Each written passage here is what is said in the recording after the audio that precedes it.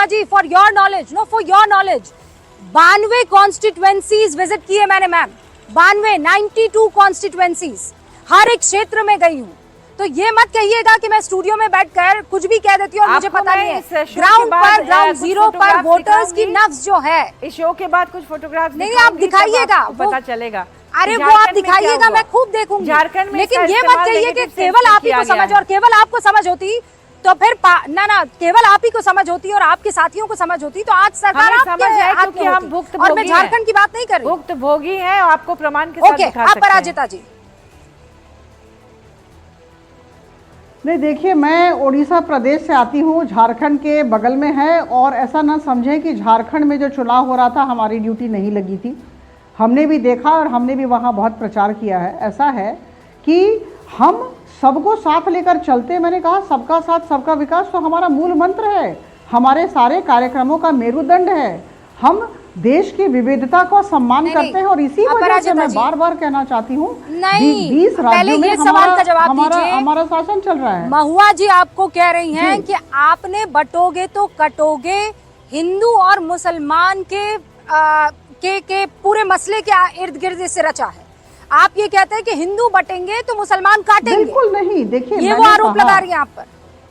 मैंने कहा रूबिका जी, मुझे सुन लें, मैंने कहा इसका अर्थ होता है united we stand, divided we fall.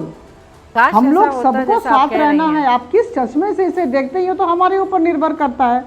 अरे भाई, हिंदू भी महत्वपूर्ण है, मुसलमान भी बहुत महत्वपूर्ण है, सिख और ईसाई भी महत्वपूर्ण है, हम तो साथ लेकर चलते हैं। और जब देखिए, अब हिंदू कोड बिल की बात नहीं कर रहे हैं हम, यूनिफॉर्म सिविल कोड की बात हमारे नेताओं ने की है। इसका अर्थ क्या हुआ? यूनिफॉर्म सिविल कोड सबके लिए एक, हिंदू कोड नहीं। ऐसा नहीं है कि हम मुस्लिम कोड और हिंदू कोड की बात करें, हम यूनिफॉर्म कोड की बात कर रहे हैं। सारे धर्मों का नियम एक ही होना चाहिए, हमारे नेता यह कर रहे हैं अभी। तो मेरा ये कहना है कि हम सब तो अगर आप देश की भलाई चाहती हैं, लेकर चल रहे, और इसी तो इंडिया गठबंधन आपको क्यों रोकेगा? तो इंडिया गठबंधन आपको क्यों रोकेगा? अगर आप देश की भलाई के लिए कर रही हैं, इंडिया गठबंधन लोगों की भलाई के लिए कर रही हैं, मैं आपको बता दूं, why will they stop you? What is the reason? Mohan Bhagwat जी का जो स्टेटमेंट आया है, आप काइंडली उसे देख लीजिए। उन्होंने क्या कहा है कि उन्होंने कहा है कि ये जो मंदिर से फिर से आप ला के बड़ा नेता बनने की कोशिश मत कीजिए, क्योंकि उन्हें पता है कि इसमें देश में इसकी वजह से फिर से सांप्रदायिक दंगे भड़क सकते हैं। आज जो उनका बयान आया है उसे काइंडली आप लोग एक बार देख लीजिए कि उन्होंने क्या कहा है। वो समझदार बड़े नेता हैं। You have to decide, या तो आप आरएसएस के खिलाफ है या आप आरएसएस के समर्थन करते हैं। देखिए, हमने हम सभी ने आज 2014 से लेकर अब तक एलर्जी आरएसएस से कितने दंगे हमारे मोहन भागवत जी के इस स्टेटमेंट की प्रशंसा की है कि उन्हें समझदारी आई है, वो बड़े और सीनियर लीडर हैं, उन्हें इस देश की नब्ज को वो पहचानने लगे हैं, इसलिए उन्होंने स्टेटमेंट दिया है। और इसे हमारे भाजपा के दूसरे बड़े नेता इस स्टेटमेंट पर गौर करें। मैं इसे बिल्कुल नहीं मानूंगी। वो इस पर गौर करें और नहीं महुआ जी, मैं इस बात को इसलिए नहीं मानूंगी। हमारा यही रिक्वेस्ट है कि मोहन भागवत जी के स्टेटमेंट को बाकी नेता मैं एक बार के लिए और अभी जो मंदिर को लेकर यूपी में जो कुछ भी हो रहा है उसको लेकर वो दंगे ना फैलाए, वो सांप्रदायिक भेदभाव ना बढ़ाए। ओके, हमारा रिक्वेस्ट है जी। ओके, अब मेरी बात सुनिए आप। ओके, अब मेरी बात सुनिए आप। इंडिपेंडेंटली ये बात कहती ना कि रूबिका, मुझे ऐसा लगता है मोहन भागवत ने बहुत शानदार बात की है और बहुत परिपक्वता से उन्होंने बात रखी है, मैं समझ जाती हूँ। लेकिन डोंट फॉरगेट महुआ जी कि राहुल गांधी सदन में जो आवाज बुलंद करते हैं वो संघ के खिलाफ करते हैं। तो संघ के हेड को तो आप भूल ही जाइए, वो तो पक्की उसकी मुखालिफत उनको करनी है। और दूसरा, वीर सावरकर को लेकर बार बार वो कहते हैं, तो ये भी संघ की मुखालिफत हुई। तीसरा, वो ये कहते हैं कि संघ के एजेंडे पर बीजेपी काम कर रही है। नाउ संघ का एजेंडा इज हिंदू राष्ट्र। तो आप तो कीजिए line, either you are in favour of Mohan Bhagwat RSS या फिर आप उनके खिलाफ है। और अगर आप उनके फेवर में जैसा मोहन भागवत कह रहे हैं, तो फिर तो आरएसएस जो है, तो फिर तो आरएसएस देश की यूनिटी के लिए काम कर रहा है। तो फिर आपका पूरा का पूरा जो बेस है वही अपने आप गिर जाता है। देखिए, मैं कहना चाह रही हूँ आरएसएस के सिद्धांतों को मैं सपोर्ट नहीं कर रही हूँ, मैं व्यक्ति विशेष के एक स्टेटमेंट को की प्रशंसा कर रही हूँ, जिसकी प्रशंसा आज कई सांसदों ने की है, लेकिन ऑफिशियली नहीं की होगी। लेकिन हम लोग आपस में बातचीत कर रहे थे जब मीडिया वाले हमें बता रहे थे कि उन्होंने ये स्टेटमेंट दिया है, उन्होंने सचेत किया है, चेताया है कि इस तरह से करेंगे तो देश में हो सकता है कि, क्योंकि वो सीनियर लीडर है और दूध का जला छाछ भी पीता है।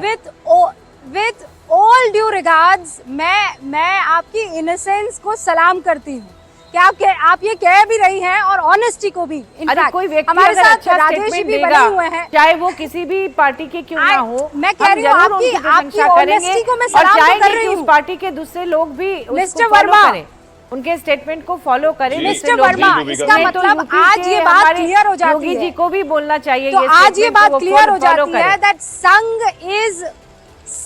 Is working for the unity of this country, जैसा आज मोहन भागवत की लाइन को टो करती हुए विपक्ष नजर आ रही है। बिल्कुल, तो फिर तो मसला ही खत्म हो जाता है। राहुल गांधी को संघ संघ संघ वीर सावरकर कहना बंद ही कर देना चाहिए। रूबिका जी अभी जो महुआ जी कह रही थी, मैं ये पूरा विवाद बाबा साहब भीमराव अंबेडकर जी से इन्होंने शुरू किया विपक्ष ने। मैं उनको कह देना चाहता हूं कि बाबा साहब की एक लाइन थी कि जो कौम अपना इतिहास नहीं जानता है वो कौम अपना इतिहास नहीं बना सकता है। तो मुझे लगता है कि महुआ जी को पहले इतिहास जानने की जरूरत है। जिस तरीके से विपक्ष पहले चुनाव के वक्त ये कह रहा था कि संविधान खतरे में है, आज इसी विपक्ष से पूछा जाए कि क्या 6 महीने बीत गए, संविधान कहाँ खतरे में? फिर उसके बाद इन लोगों ने कहा कि आरक्षण खत्म हो जाएगा। इनसे पूछा जाए आरक्षण कहाँ खत्म हो गया? इनसे पूछा जाए जो बाबा साहब भीमराव अंबेडकर के बारे में ये कह रहे हैं कि इनको अचानक से जो उनके प्रति सम्मान जग गया है, वो सम्मान भारत रत्न इसी सरकार ने दिया। आज जो बाबा साहब की जो 5 जन्मस्थली है, जहां से उन्होंने शिक्षा हासिल की, वो स्थली है। जहां पर उन्होंने जो है अपनी दीक्षा ली, वो स्थली है। उन सभी 5 स्थलों को तीर्थ स्थलों के रूप में इसी सरकार ने जो है खूबसूरती के साथ निर्माण करने का काम किया। 2017 में दिल्ली में डॉक्टर अंबेडकर अंतर्राष्ट्रीय केंद्र का उद्घाटन हमारे देश के यशस्वी प्रधानमंत्री नरेंद्र मोदी जी ने किया। जय भीम डिजिटल अभियान की शुरुआत हमारे देश के यशस्वी प्रधानमंत्री जी ने किया। हम लोग ये बता सकते हैं कि हम लोगों ने बाबा साहब के सम्मान में क्या क्या किया है? क्या ये बता सकते हैं कि बाबा साहब के सम्मान में इन लोगों ने क्या किया है? इनके पास बताने के लिए कुछ भी नहीं होगा। और जिस आरक्षण की बात ये कहते थे, बड़ा सवाल है मिस्टर वर्मा, बड़ा सवाल। देखिए अपराजिता जी, आप आए उससे पहले महुआ जी जवाब दीजिए। जवाब यही है आप बता कि बाबा सकती हैं कि साहब आपने कैसे सम्मान किया है अम्बेडकर जी का? कांग्रेस के समय में भी आपने देखा, उस समय जितने लीडर्स थे और अगर भाजपा वहाँ नहीं थी, उस समय क्या हुआ, स्वतंत्रता संग्राम में आरएसएस का क्या रोल था, ये किसी से छिपा हुआ नहीं है। और उस समय बाबा साहब को लोगों ने इतना सम्मान दिया, बड़े लीडर्स ने, कि उनको उस कमेटी का सभापति बनाया गया। इससे बड़ा सम्मान और क्या हो सकता है? वहाँ पर 15 विदुषी महिलाएं थी उस सभा में, 300 से ऊपर के हमारे माननीय विद्वान मनीषी थे। उनका सभापति अगर उन्हें बनाया गया बाबा साहब को, तो इससे बड़ा सम्मान और क्या हो सकता है? क्या